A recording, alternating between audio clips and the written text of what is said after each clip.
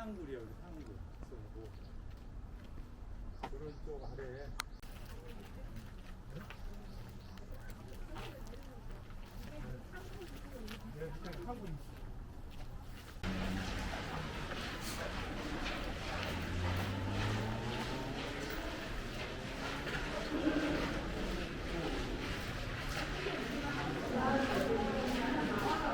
여기가 고양 쌍굴, 뭐 덕은동 쌍굴 이렇게 부르는 데인데 저는 이제 굴이 두 개니까 쌍굴인 거죠. 여기 하나 있고 아까 보신 분도 계시겠지만 요 아래쪽에 또 하나 있습니다. 저거는 이제 폐쇄가 되시고요. 저거는 지금도 사용을 하고 있는데 보시다시피 편도니까 저 위에 아마 불이 있잖아요. 저 불이 아마 왔다 갔다 하면서 여기 들어가면 저쪽에다가 빨간 불이 켜지고 막 그런 걸 거예요. 이렇게 운영하는 데가 한국에 몇 군데 더 있거든요. 근데 어쨌든 두 개가 있었고 뭐 상하행 뭐 이런 식이었겠죠. 지금은 하나만 이렇게 사용하고 있어서 저희가 왔다 갔다 할 수 있는데, 이 쌍굴이 중요한 게, 이게 쌍굴 자체가 중요한 건 아니고 우리가 이제 건너왔잖아요. 이쪽 말고 저쪽에서 보시면 저 바깥쪽으로 넓은 부지가 있습니다. 거기가 항공사진으로 보면 선로 레일이 굉장히 복잡하게 굉장히 넓게, 그 다음에 이제 기차가 이렇게 회차할 수 있게 원형으로 된 그런 이제 선로도 있고 한데, 거기가 조차장이 만들어져 있었거든요. 조차장. 여기가 공식 이름은 이제 경성 조차장이고요. 수색리니까 수색 조차장 이렇게 불렸던 데입니다. 조차장은 그 만들 조자에다가 그 자동차 할 때 수레거자 씁니다.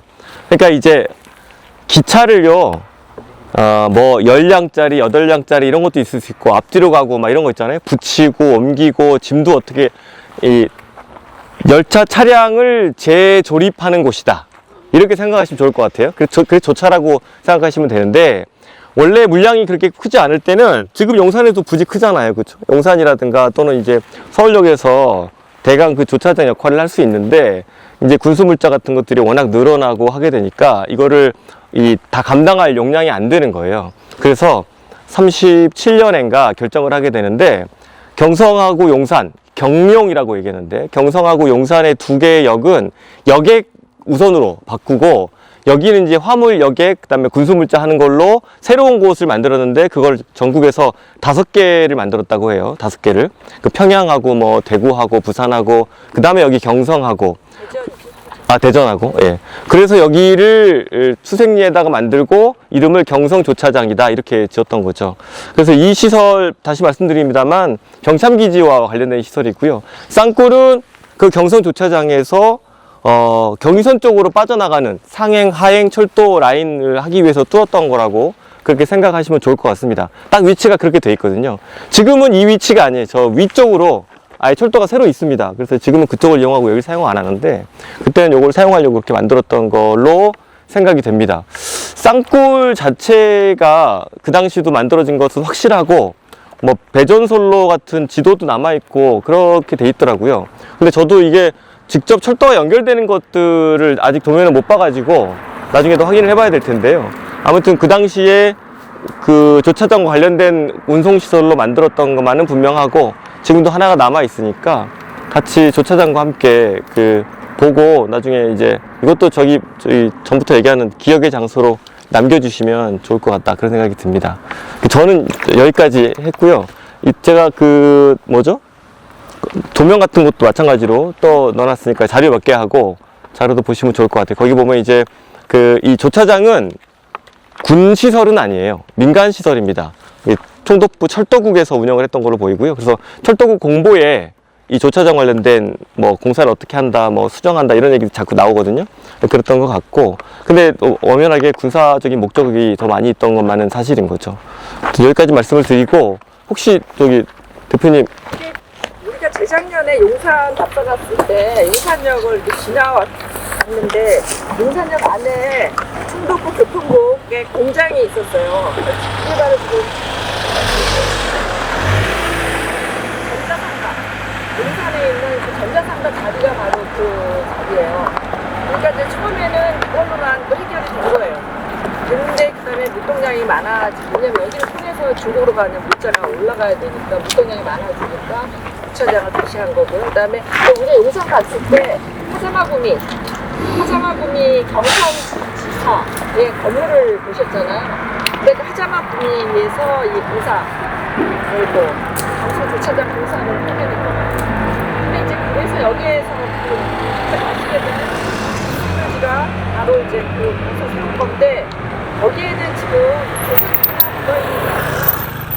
중위에서도 묻어있다, 묻혀있다고 해요. 그래서 그게 처음에 이게 조선인 거냐 중국인 거냐 해서 여기 한토사 학사로도 의견이 분분했는데 아직 확실히 밝혀진 게 아니에요. 그래서 거기는 근데 그러면 그걸 가지고 이제 조선 한반도 최초의 위령비다 뭐 이런 그 얘기가 있거든요. 원래 위령이라는 말은 천황을 위해서 죽은 사람의 영혼을 위로하는 의미로 일본에서 썼어요.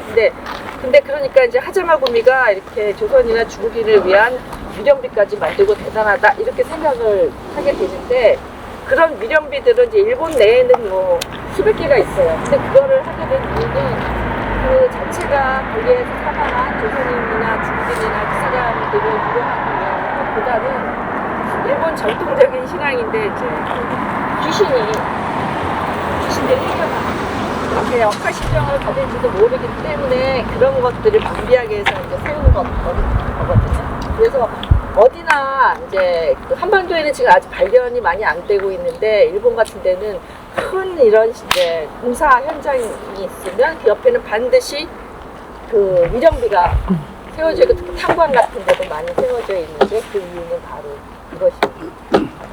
그래서 재작년에 갔다 왔던 우리 용산에 하자마 구미하고 갔던 건물하고 이거를 상상하시면서 하면 좋은데 하자마 구미가 여기 그 김문기 선생님이 김문기 선생님 어떻게 했어요? 네. 하자마 구미가 저기 했던 공사했던 거에 대해 논문도 쓰셨는데 하자마 구미가 엄청나게 한반도에서도 공사를 많이 해서 그런 거에 대한 정말 돈을 엄청 벌었지. 근데 그게 주로 군. 그래서 그때도 우리 용산 갔을 때 보면 이 사람들이 군에다가 이제 돈을 줘가지고 거기에 있는 모든 그 공사를 다 따내게 되거든요. 이건 이제 군 시설은 아닌데.